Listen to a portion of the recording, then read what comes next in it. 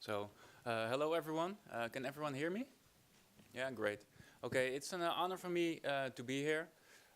Thank you very much for having me and being in this great company and having heard all of these great stories and seen all of these great VR sort of investigations. So that's me. This is the mouse cursor. Uh, okay, let's leave it there. So I try to, as in my profession, I try to transform large companies like Vodafone more into the digital world. I create a lot of stuff with virtual reality, and I also create my own art. And I started with this in 2007. I was photographing in the virtual worlds of computer games. So this is the end of the world in Left 4 Dead 2. And instead of following the game, I followed my own path and just started photographing.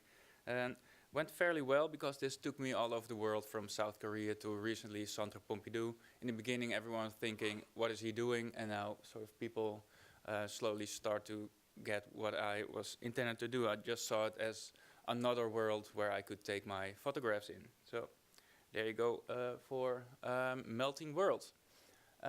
Considering entertainment, because one of the questions that was asked was how will our collective experience change? Now, if you look at these two examples, like Henry and Lost, when you experience these in virtual reality, you are there in that world on your own, but you're sort of in that scene, and you're sort of, even when it's boring, you're forced to look at that, and it's not possible to look away. And I really like Kaspar, his earlier points, where he said it's great to have this experience where you are just experiencing the surroundings and experiencing not really a narrative, but the space. And I really like that. But what if you find the space boring? And culturally now, no one has an attention span anymore.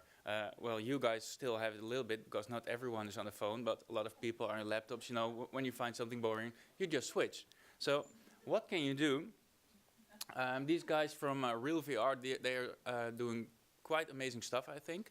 And so they call themselves the Twitch for virtual reality. So what you can do is, together with your friends, you can enter another person's virtual reality game, a stream, and you can point at stuff, and you can experience the other person playing the video game.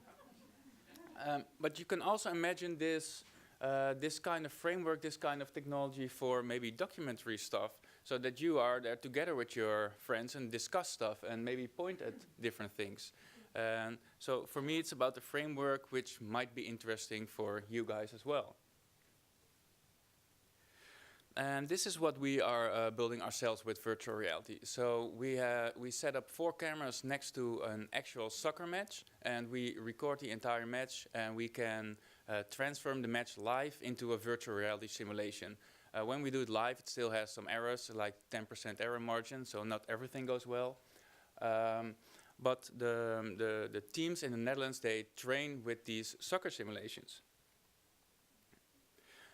What is really great about this setup is that the players start to have this empathy towards each other, because normally when you miss a goal, they start arguing with each other, and now they can just switch the headset or be in there together, and they can see it from the other person's perspective. So they can literally look through the eyes of the other player, and that's really interesting. We also create custom scenarios. And those are based on the club's philosophy. So each of the clubs has their own philosophy of how you need to play soccer. And we create like these mini games, and we give them a controller and to train, for an example, their spatial awareness or other tactics they should learn according to the coach. And what I find interesting about VR is that it can give you these insights, and that is what we see with the soccer players, the way how it can create empathy, and also I find it really interesting if you can use virtual reality to make people better, and I'll dive a little bit more into that. So when we first got the DK1, we didn't want to just run headfirst in this new technology, because we thought, well, maybe it might have like a large impact on your brain. And what we showed together with the University of Utrecht, we did actual research, and we showed that because of the movement we let you experience in VR, the spatial updating part of your brain gets stimulated more. So for your brain, it's actually like it's moving. It's really good, of course, for soccer players, because then you can train your situational awareness. But I was always a little bit afraid of the possibility to create like false memories, and we did a lot of research about that as well, and there's a lot of stuff written about that already. But we didn't really do research about the possibility to create false memories, but we did research about the possibility to alter memories, or sort of make people feel better or worse about their own performance, and we showed that we could actually do that. So not because we're evil, but because we want to find out what happens when we make errors in VR in training. You know, can we make people feel, could that harm our players? Could that harm humans? So what did we do? We had a soccer player kick a ball towards a goalpost like 20 times, and then we showed him the replays of his actions in virtual reality, and we edited the accuracy of his kicks. And you saw that people have this self-serving bias that they always think that they're better than they actually are, but we could almost make them believe anything. So we edited like the margin like 1 or 2 meters, and we could actually make them feel worse about their own performance or better. So it's quite interesting that we can sort of manipulate the mind, or manipulate memory, and maybe in the future make people better through these sort of tactics. At least that's interesting to me. Another thing what we're doing, so if people have clogged arteries, it's really painful for them. They can only walk normally for like 200 meters, and after these 200 meters they just need to stop because they have like excruciating pain. Then they can do 2 things. Either they can have surgery, which can be dangerous, and maybe you don't want to cut open your legs, or you can have therapy, and together with a therapist. But that hurts a lot because you need to walk through the pain for you to be able to treat it. Now what did we do? We create a virtual reality world. We put on the headset, put you on a treadmill, and we sort of distract you from your pain because you see beautiful stuff. You see deers and antlers on the side of the field. And that's sort of distracting you. And one thing that we do is also a little bit of manipulation again. The person on a treadmill needs to put a marker at the 200 meter mark. He needs to plant a flag, but we put the flag just a little bit more into the distance without him knowing. So when he thinks that he is almost there, he's actually already went through his normal pain level, and in that way curing himself. Now we're going more into the empathy department. So Clouds Over Sidra, so this virtual reality documentary, you follow like this 12-year-old girl in the Syrian refugee camp, and for me it was quite impactful when I first sort of met her in her own little house. The good thing about this is that this made 1.6 billion more in revenue for the Syrian refugees because they show this at United Nations and those sort of events.